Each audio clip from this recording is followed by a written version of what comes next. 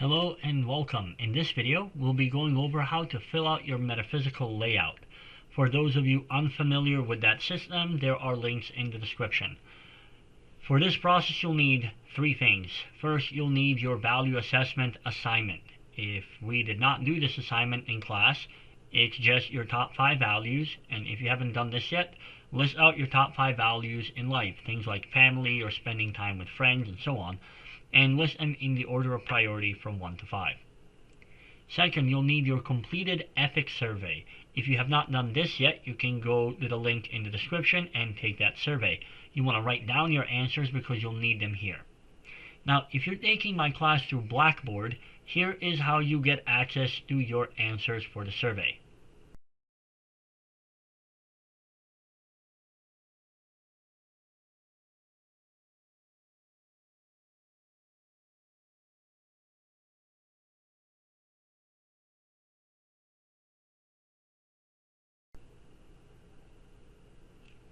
If you're taking my class through D2L, email me and I'll send you answers because I can't figure out how to make them readily available to you. Finally, you'll need the Metaphysical layout Word file. If you're in one of my Canvas classes, the document is available in the same module as the assignment.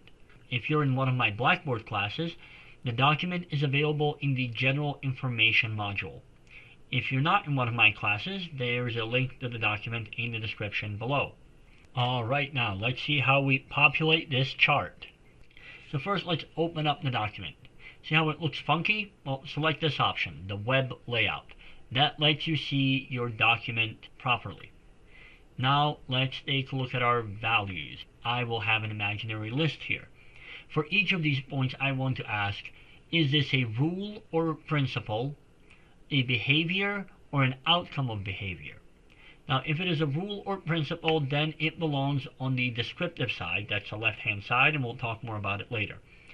If it is a behavior, how you should act, then it belongs in practice. If it is an outcome of behavior, then it belongs in the world. So, for example, let's just look at this 3-part list.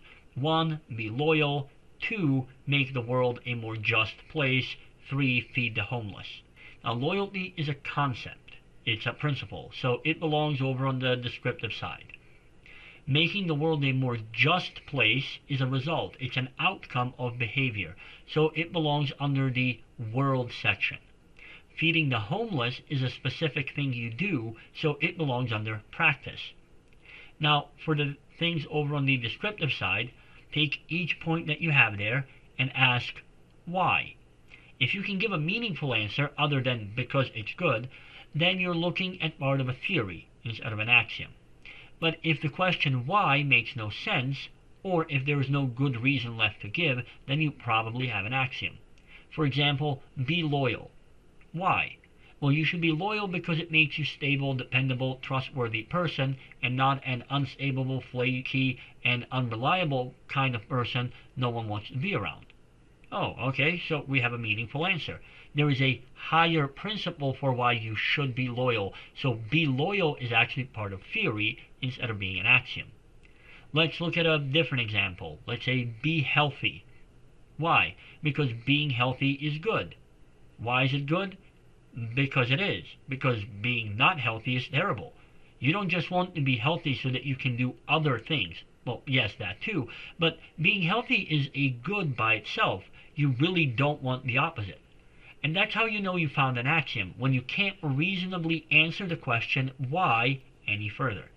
Alright, now that we have our values mapped out, let's take a look at that ethics survey. Here is a random survey. Now, it may look a bit intimidating, but it's generally easy to plug these in. You'll want to change the questions to statements that include your answers. For example, let's look at a few of these. Question 1 asks, do you agree that there are universal and objective rights? That means rights that apply to everyone, everywhere, at all times, rights which do not depend on the preferences, attitudes, and willingness of people to respect them. Now, let's say you answer in the negative. So your statement now reads, I do not believe that there are universal and objective rights. This is a statement about the descriptive side of the structura, so we only need to figure out whether it's an axiom or part of the theory. To figure that out, Look at your answer to the prompt question. Can you give an example of such a right? For example, if your explanation for why some principle is good is because it leads to something else that is good, that right there is just part of theory. If you have an explanation that tells you something like because murder is wrong, then you have an axiom. Now, let's look at another one. Do you agree that sexual assault, in the physical variety, is always wrong? If so, why? And if not, why not? Now let's assume that you answer in the positive here. So now you have a statement that says, I believe that physical sexual assault is always wrong.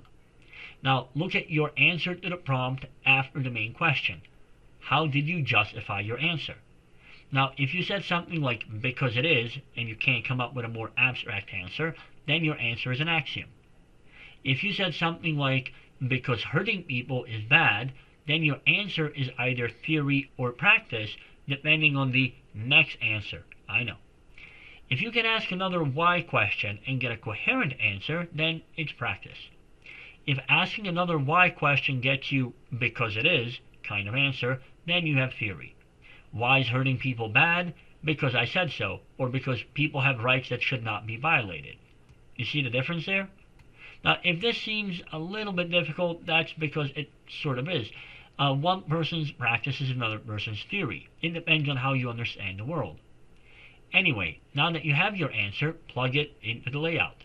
To do that, it helps to turn the long answer into a summary. So, I do not believe that there are universal and objective rights becomes there are no universal and objective rights. Plug that into where it belongs. And don't worry if you get a bit confused. This is about your understanding of your own ethical ideas.